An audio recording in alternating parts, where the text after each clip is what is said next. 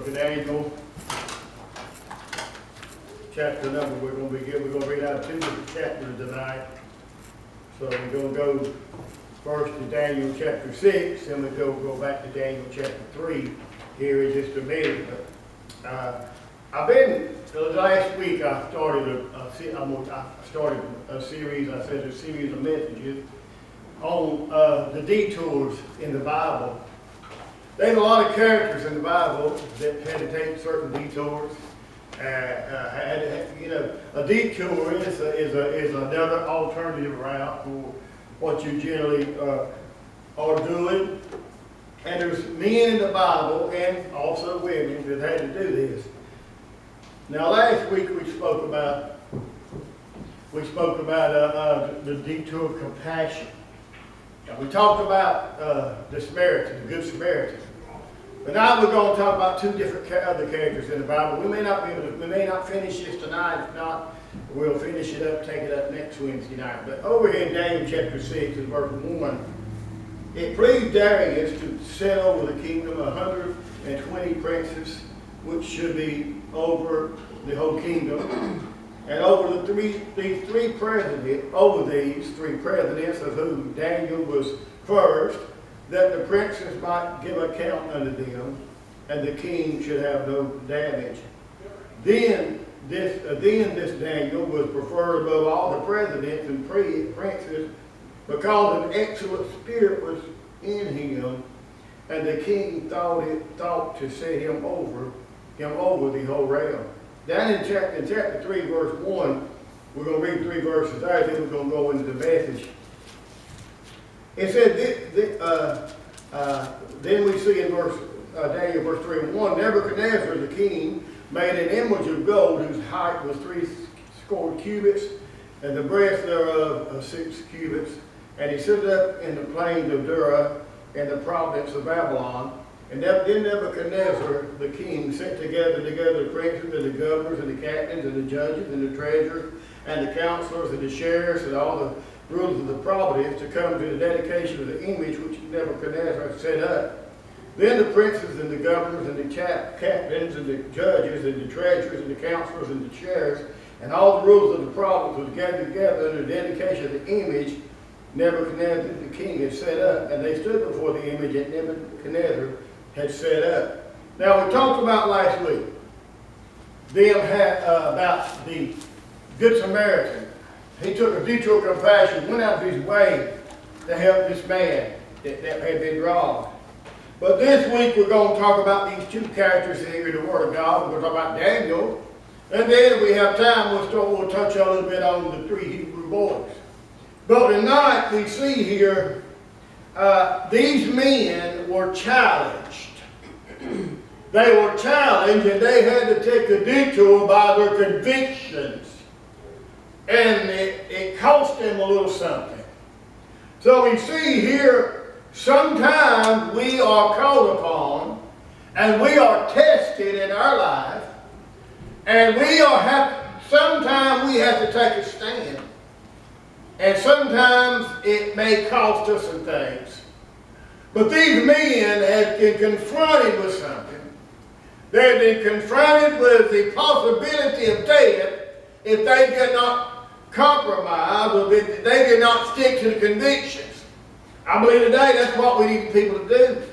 Stick to the convictions. I was talking to somebody last night. We always talk about today. How that a lot of times preachers get older and they get weary and tired. And a lot of times things do get into church. And sometimes the man of God gets so tired of fighting it, sometimes you don't watch out, things will slide in and be let go. But we see here, we're going to talk about taking a detour of our convictions. Have convictions. Sometimes people don't understand our convictions ought to be based upon the Word of God.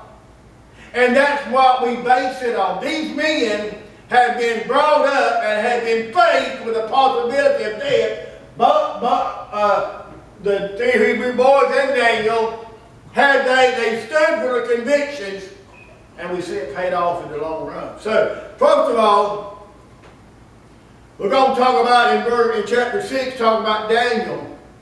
Now, we see here Daniel, something that the Word of God says here in verse 1 about Daniel. We realize that the king preferred Daniel because we see verse 1, he pleased there to set over the kingdom 120 princes, which should be over the whole kingdom, and set over these 3 presidents, of whom Daniel was first. The king might give account unto them, and the king should have no damage. So we see here, but look here. Verse 3 said, and then this Darius, Daniel was preferred above the presidents and princes, because an excellent spirit was in him, and the king thought to set him over the whole realm. So we see here Darius knew there was something different about Daniel. Actually, what Darius had did, he knew there was something different. And he knew, the Bible said, he had an excellent spirit about him. That simply means he had an excellent spirit. That means being a great word, a great valuable word. That word excellent. So he knew that Daniel was different, and he knew he could be trusted. He did. So we see here, because of this, something happened. As time went on, we know how long it was, those other presidents and princes became jealous of Daniel. And then the trouble began to start here in the Word of God. Let me tell you what, when we serve God and God blesses us, there's going to be some that's going to be jealous of us, aren't they? We try to serve God, to live for God, and they'll start making snide comments. Well, they got what they got by they cheating people. Oh, they got what they got because they snobbed and what had to do with us. That's nothing to do with it. Daniel, God had, Darius had put him up, Daniel over all the fires. He trusted him with all the money, everything he had. He trusted Daniel. And these men, which if you be extra, be technical about it, Daniel was over all these men. And they began to get jealous, you say. We see this in the churches today, but among lost people and among saved people. You'd be surprised at the cat fights, the arguments, and the fuss and the trouble that goes on in the church house, because one is more jealous of other, because maybe one sings a little more, or maybe one does a little more in the church, or maybe others may be a little bit more talented than they are, and it could become to be jealous. Even a lot of people are jealous of one another. What we see is a problem that's been ongoing ever since Daniel's time. And we see here what happened. Amen. We see that in the churches today. You'd be surprised at some of the preachers that are jealous of each other. But let me tell you what we need to understand tonight. I've seen it in my time, and I've seen it in my family, I've seen it in the churches, I've seen it among a lot of people. The Bible does say that jealousy is as the sin of witchcraft. So we see here what happened. God got the blessing Daniel, and these men got jealous of Daniel, God blessing Daniel. So we see here what happened. The preference for Daniel, but now we see something else happen in verses 4 through 9. We see the plot against Daniel. Then the presidents and the princes sought to find an accusation against Daniel concerning the kingdom, but they could find no occasion or fault. For as much he was faithful, neither was there any error or fault found in him. So we see here, they went to try to find fault. And you know what? Jealousy and greed motivated them men against Daniel, just like it does today. Jealousy and greed only Jealousy and greed equal evil. And this is what happened. They began to get their little head together. And they began to try to figure out how they could cause trouble for Daniel. You know what? They looked for dirt, but all they found that he was squeaky clean. They also looked for shame in his life. All he could do, Daniel just brought glory and honor to God. They couldn't find anything on him. And they knew the only way that they could find something they could use against Daniel would be concerning the worship of God, his God. You see, Daniel had a good testimony. And he was a great example to people that loved God, and he loved the God of Israel. And Daniel was real. Daniel was real. They knew he was real. But they were jealous, and they wanted to do everything they could to try to find something to make trouble for them. People, you try to serve God, you try to live for the Lord. Some people are wicked enough, they're going to do anything they can to try to spread lies on you or try to do something to make you, to damage your testimony. But Daniel had a testimony that was believable. They tried to find all kind of mess they couldn't find out. I hope tonight that we as God's people have such a testimony in our life. He had a testimony, he was real, he had self-control, and he was disciplined. You can go back over here in Daniel chapter 1 and verse 8. Daniel already showed he had control, because in verse 8 of chapter 1, so Daniel purposed in his heart that he would not defile himself with a portion of the king's meat, nor with the wine which he drank. Therefore he requested the prince of the eunuchs that he may not defile himself. So he'd already established that in chapter 1 they were brought into Babylonian captivity as prisoners, as slaves. They tried to make him defile his conviction. He took conviction then. He said, I'm not going to defile it by drinking the wine and eating the king's bread. But we see what happened here.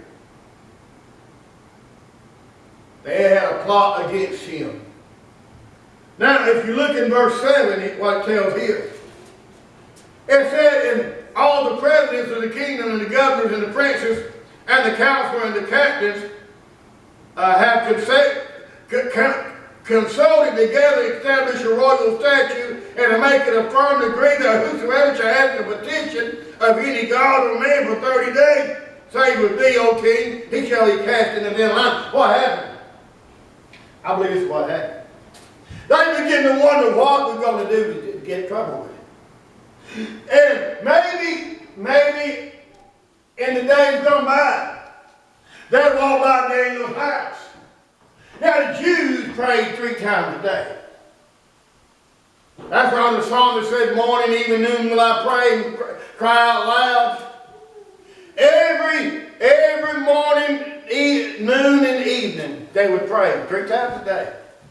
They would face toward Jerusalem, and they'd pray. That's what the Jews, and the Jews still do that today. So I believe myself that they had been by his house before to hear Daniel praying. And one of them come up and said, hey, that's how we're going to have it. That's how we're going to get it. We're going to get it because of this.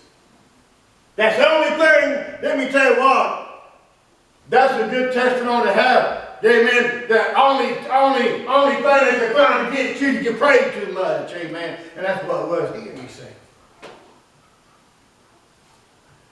They tricked the king. They said, king, we want to do something. Now, I'm going to give you something here. Let me go ahead and say this before I go ahead and tell you what I was going to say. See, the king back then was looked upon as a god.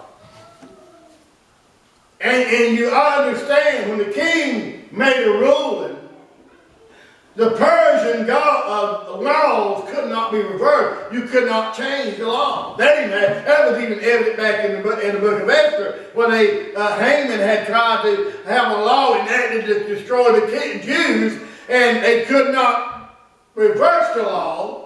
But they did make it available, weapons and stuff, so when that day comes for them to destroy them, the Jews defended themselves and defeated the enemy. But we see here what happened here. You know what they did? They tricked that king into signing that thing. What they did was appeal to his ego.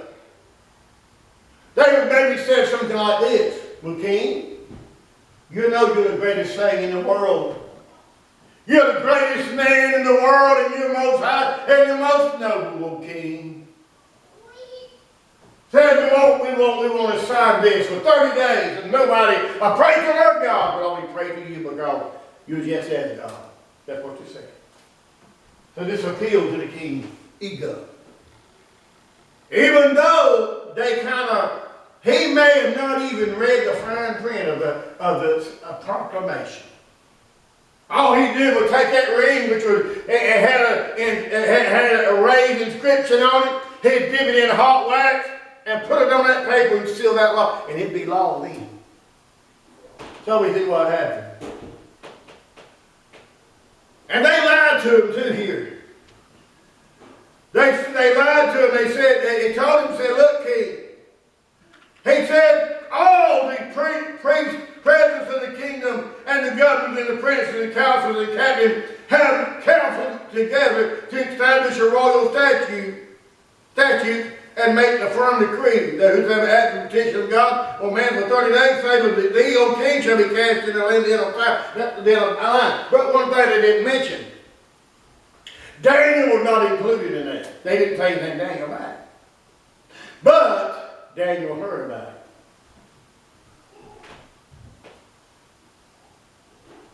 But I will show you what happened. Daniel heard they were plotting against him. And he heard what they had signed. But in verse 10, I want you to look in verse 10. I'm going to read it. When Daniel knew that the law was signed, he went to his house and prayed with his windows open toward Jerusalem.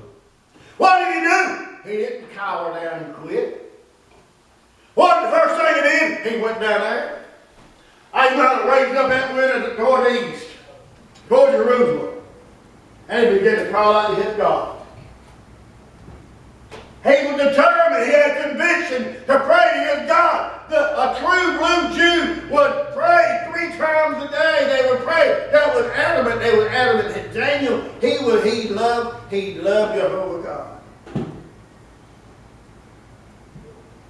People have to choose who they're going to follow. Many times people have tempted me to try to compromise, and for maybe I used to compromise. My mama, bless her soul, she's been in heaven 9 years. Almost 9 years. Before she got saved that year ago, I was preaching. I was pastoring here then. Middle 90s. Or late 90s. She come one day and said, "Ricky," said, "we're going to have a reunion up in the mountains, up there around Rural Hall King. Said, we're going to have a Sunday, so I want you to go." I said, "Mama, I can't go." "Why?" I said, "We got the church. I ain't going to miss church in no family reunion." She said, "I ain't going to hurt you one time." I said, "I'm not going to do it." I said, "Why can't they have it on Saturday? Like people with good common sense." I didn't go. Preacher, that wouldn't have been no big deal. It wasn't me, a conviction. Let me tell you what, Daniel, he had conviction. They said, "Hey, you can't pray." Daniel said, "I watch. I'll show you better than I tell you."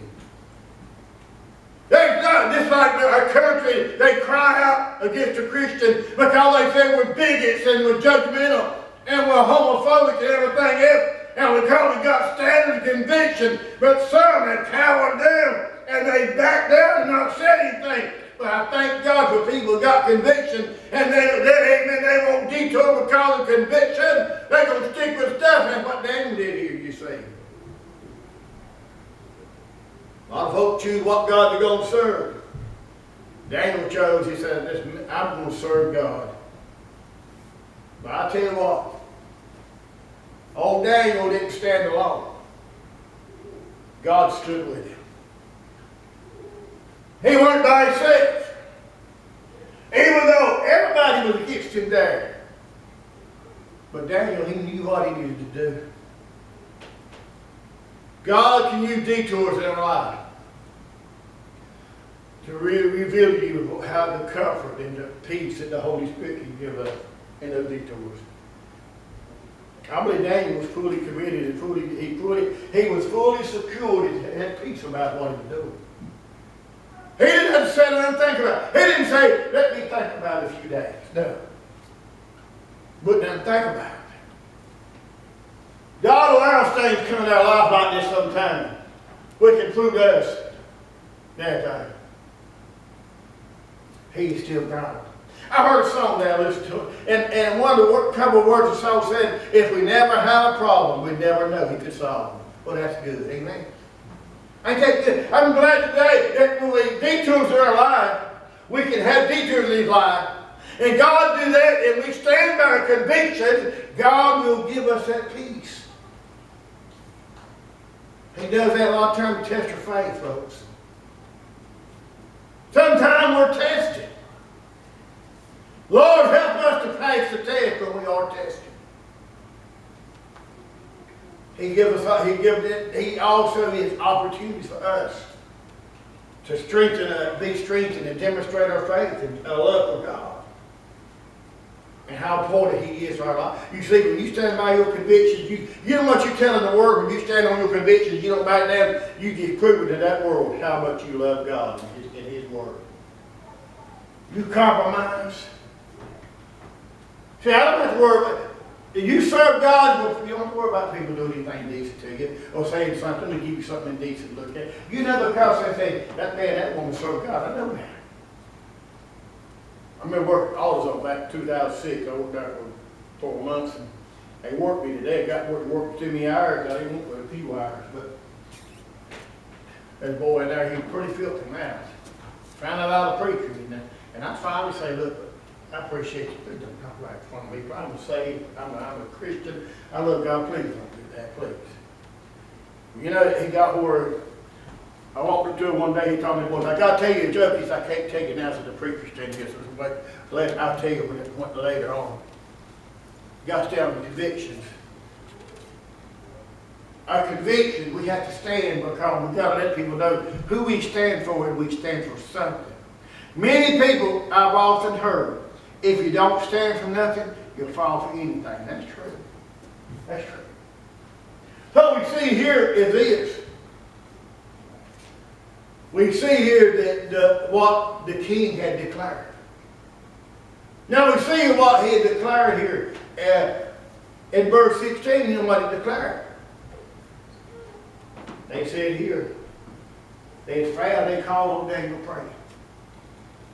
Now what happened in verse 16? Then the king commanded, and they brought Daniel and cast him into the den of lions. They didn't throw him in the lion den. The difference between the lion den and den of lions. A lion den is just a place where you stay. A den of lions is a den full of lions.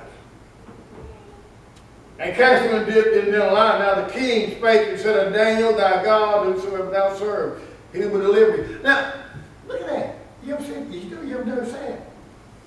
He got mad. He got mad because Daniel was praying. But he told Daniel when he cast him in the den, he said, look, he said unto Daniel, he said, "Thy God whom thou servest continually, he'll do it." You see, he was under pressure, but he spoke under pressure. But he said, "Daniel, we're putting you in there, but I know you're going to be all right." That's what he was saying. He proclaimed that. He knew he couldn't change the law. He liked Daniel, but he couldn't change the law. And what happened? He went home that night. Old Daniel put him in the den of lions. Old Darius went home that big old castle, that big old bed. And he was miserable all night. He lay there and all he could do was just think of Daniel. Think about how Daniel, he'd seen Daniel pray so many times. And I believe old Daniel slept like the baby. I bet he slept like he was sleeping in a room at the Holiday Inn. I told somebody one time old Daniel probably laid between two lines. He put his legs up, propped his legs up on one of them back, and laid his head on the pillow of that one in line belly, slept like a baby. You got to realize these lines they have in these dens. They started them lines because they used them to execute criminals. So when they threw those criminals in there, they would quickly devour them. On that, we see here what old Darius, he was really miserable about it. And the Bible says in verse 24, it says this. Well, let's look here. Let's look here at verse number 20. Verse 19 is the king rose very early in the morning. He hadn't had no sleep anyway, he was already awake. And went in haste to the den of lions. And when he came to the den, he cried with a loud voice unto Daniel. And the king spake and said to Daniel, O Daniel, servant of the living God, is thy God whom thou servest continue able to deliver thee from the lion den, or from the lions? All of a sudden, the king, he felt a great relief. All of a sudden, Daniel said, he heard that Daniel say, and then Daniel said to the king, O king, live forever. My God has sent an angel and has shut the lion's mouth, that they have not hurt me, or as much, and before him innocency was found in me, and also before thee, O king, I have done no hurt. I heard preachers saying in lines, they could talk, they looked at each other, looked at David and said, I ain't swallowing that. I ain't messing with that. God blessed me. And old King Nebuchadnezzar rose that day. Went there. Found out one thing. That Daniel's God was able to deliver. Daniel was faced with a very, very hard ordeal. He was released, and the Bible said he was promoted to. Because the Bible said in verse 28, after he released it, he said, and so Daniel was prospered in the reign of Darius and the reign of Cyrus of Persia. But the Bible says after Daniel come out, what happened? Look at verse number 24. And the king commanded, and he brought those men which had accused Daniel, and cast him in a den of lions, them, their children, and their wives, and the lions had mastered them, and brake their bones in pieces, or ever they came at the bottom of the pit. Dead. They killed him instantly. Boy, you tell me God wouldn't in that. They wouldn't mess with Daniel. What happened though? God recompensed them for their evil deeds. But I'll tell you what, God will take care of it on him. He will. So we remember, I'm going to finish this up next week, because this is getting a little bit late. But look, Daniel had a choice tonight. Now what would we do? Somebody tells you that. What would we do with maybe President Trump, which I don't think he'd ever do that. I really don't. Now maybe Joe Biden would, but I know Trump would. Well, Joe Biden, the cuckoo and the cuckoo nest, what he is. But anyway, what they did make a proclamation. We're going to declare martial law in the towns. And anybody in that church, anybody caught in church praying or going to church on Sunday morning will be shot. I guarantee you everybody will stay home about but everybody stay home. I'm not saying it could happen in the years. It could. Daniel, what happened? Daniel decided, hey, I'm going to pray. He looked at it like this, Brother Phil, I'm a winner either way. If I go, I'm a winner. If I stay, I'm a winner. You ever notice that? We're winners anyway. But the standard and the thing we need to understand, we need to see this. Daniel had convictions. Let me go a little bit more, and I'll try to finish this up, and I'm going to finish right there. Over in Daniel chapter 3, I'm going to talk about the Hebrew boys in a minute, and we'll go off here in a minute, but I want to show you something. We read chapter 3, verse 1 through 3, but the Hebrew boys had a detour to that fiery furnace. A furnace that was heated up 7 times hotter. And he favored them. But something happened. The Bible said that Nebuchadnezzar made an image of gold. We read the story. And we see here all the princes, the governors, the captains, and all of them were invited to the unveiling of that big old statue. You see, you got to realize this too. That these men were pointed over the fires of Babylon. You got to realize this. So we see this, what happened here. You see here, as we look here, he made an image of gold. It was 60 cubits high, and the breadth was 6 cubits. He set it in the plains of dirt in the presence of Babylon. These 3 Hebrew boys had thrown over the fires of that Babylon. Things were going good, folks. They had money. They had anything they wanted. But all of a sudden, we see here, the king had confidence in these fellows to put them over all these things, but something happened, a detour. They were forced to make a decision. Now, they say this statue that King Nebuchadnezzar had made was 900 feet high and 9 feet wide. They said that was equivalent to a 9-story building and 9 foot wide. Was 90 foot wide. I said, yeah, 90 foot tall, and 9 foot tall. Well, look here. He commanded everybody to worship. A lot of these people invited to come and see it. And he made a proclamation. He said, I'll tell you something. He had musicians there. When they played that, you can bow down and worship that idol. You bow down and worship. That is a command from me. Now what happened? When that music played, boy, they done exactly. Music has a mesmerizing effect on people. All this hard rock stuff and heavy metal. I was in all that mess when I was young in the 70s when it first came out. I was in all that junk. I'm glad that God saved me from that mess. But it had a lot of effect. But what he said, with that music, and you get up, they get such a friend that bow down and worship that idol. What happened here? We see what happened. There was a conspiracy against these Jews. They didn't help them. I can see them now, folks. Can you imagine them? All of a sudden, that music began to play. It might have been a big orchestra. And everybody bowed. Those 3 Jews kept standing. We didn't know now. And they played, and they did not bow they bowed to that image. God put them on a detour danger.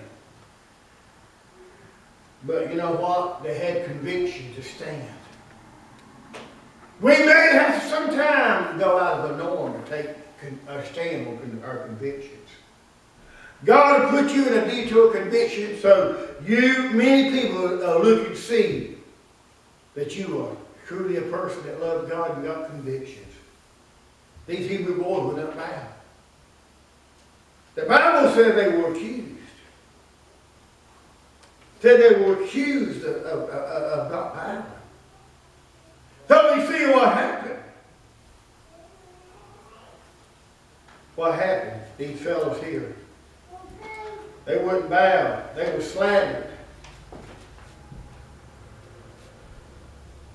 But then people, all they wanted to do is destroy them men. But they said we're not bowing. We don't have to think about it. We're not bowing. That's what the intent of this. That's why we have all these people over in Washington all these liberals said, take church out of the church ought to be out of the equation.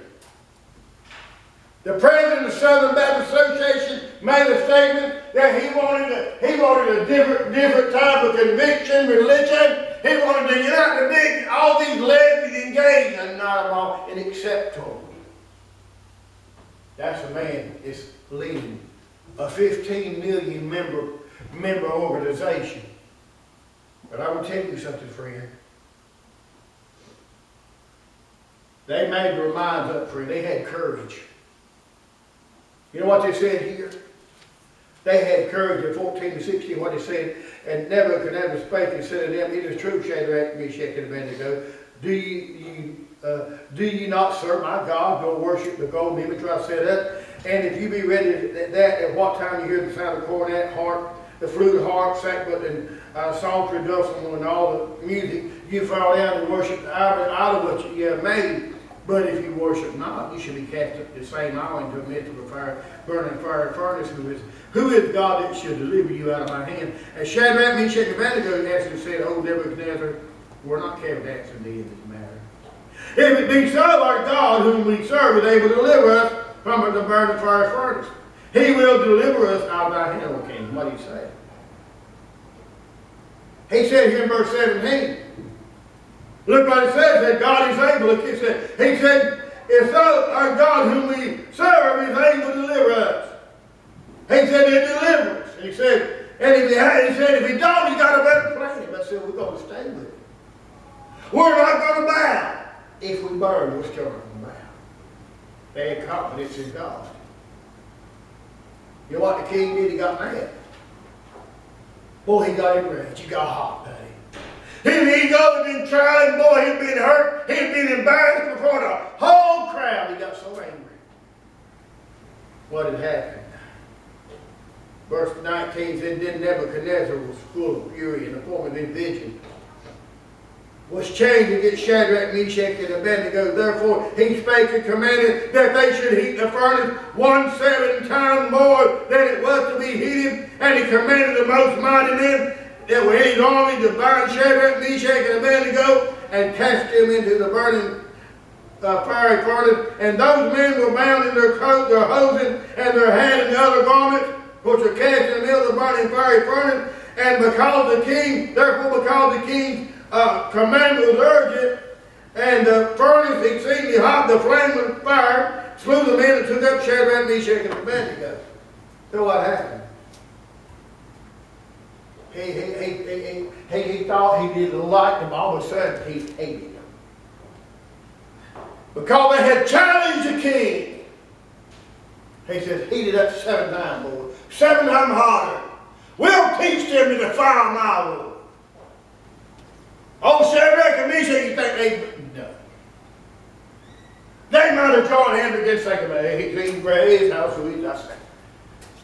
They might say, hey, go ahead, do what you got to do. Where God said they cast them into the flaming furnace 7 times hotter. The men that threw them in and killed them instantly. It was so hot. Let me tell you what, they were right what they did, folks. And they knew they got to be, they did the circumstances, they could be punished for what they done it anyway. God sometimes allows us to suffer and be persecuted. So we'll do what's right. He'll test us. And if we do that, he'll bless us in the future. He will.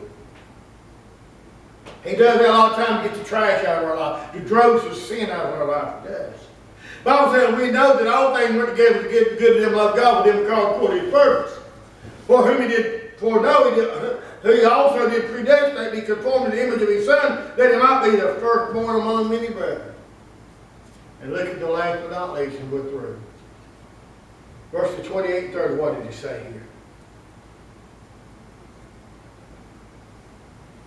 Then Nebuchadnezzar spake and said, Blessed be the God of Shadrach and Meshach and Abednego, who had sent his angel to deliver his servant that trusted in him, and have changed the king's word, and yielded their bodies that they might not worship any god except their own God. Therefore I make a decree that every every people, nation, and language that speak anything amiss against the God of Shadrach, Meshach, and Abednego shall be cut in pieces, and their house shall be made a dunghill, because there is none other God that can deliver all these forward.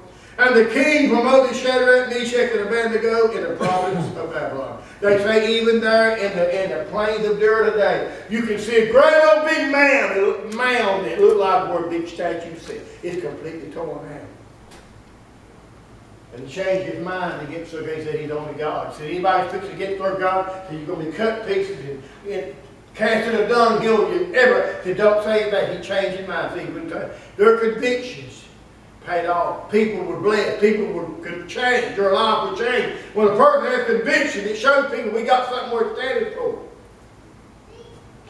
So God may put you, may have already put you in a path or a detour conviction. May we pass the test. See, the people that witnessed God do that day, God was glorified, and He was honored. God leads us a lot of detours in our life. Compassion, conviction.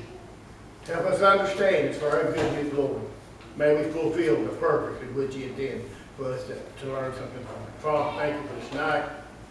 Let us be back in church. Thank you for